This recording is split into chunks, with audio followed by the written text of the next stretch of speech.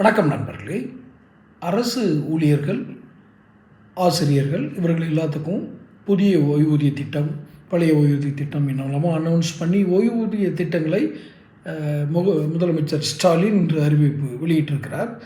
13,000 கோடி இதுக்கு செலவாகும். அதில் 11,000 கோடி அரசாங்கமே கொடுத்துருமா. எப்படி கொடுக்க போகிறாருங்கிற நிதி ஆதாரங்கள் இது வரைக்கும் இல்லை.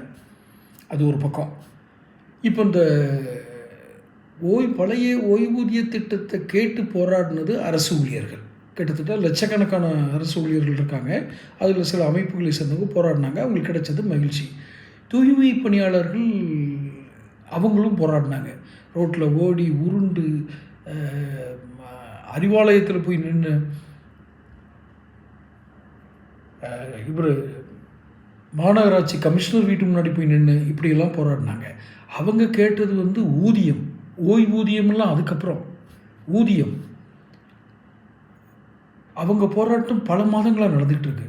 ஆனால் அரசு ஊழியர்கள் போராட்டம் சில நாட்கள் நடக்கவுமே அரசு பணிந்தது.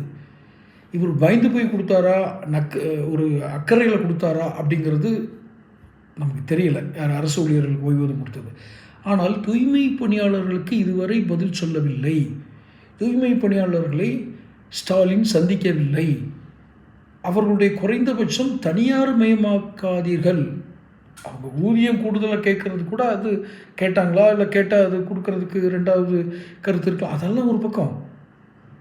அவர்களை தனியார் மயமாக்கப்பட வேண்டாம். தனியார் மயமாக்கினால் அவர்களுடைய பணி பாதுகாப்பு இல்லாமல் போய்விடும்.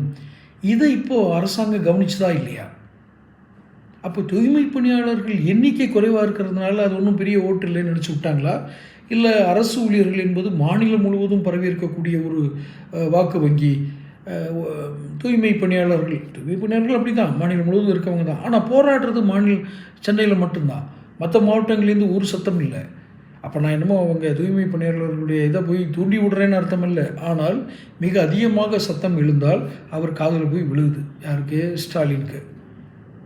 இது என்ன மாதிரி அணுகுமுறை? ஒருத்தர் ஓங்கி சத்தம் போட்டால் தான் அவர் காதில் போய் விழுகும்னா அவர் பேர் முதலமைச்சரா? இது ஓரவஞ்சனை இல்லையா? நான் கொடுத்ததை தப்பாக சொல்லலை. நீங்கள் அவங்களுக்கு கொடுங்க, என்ன வாக்குறுதி கொடுத்தீங்களோ கொடுங்க. ஆனால் தூய்மை பணியாளர்கள் அவர்கள் அரசு ஊழியர்கள் இல்லை இல்லையா, மாநகராட்சி ஊழியர்கள். அப்படி தான் வித்தியாசப்படுத்தி பார்க்குது இந்த அரசாங்கம். தொடர்ந்து பேசுவோம். சேனல் சப்ஸ்கிரைப் பண்ணிக்கோங்க.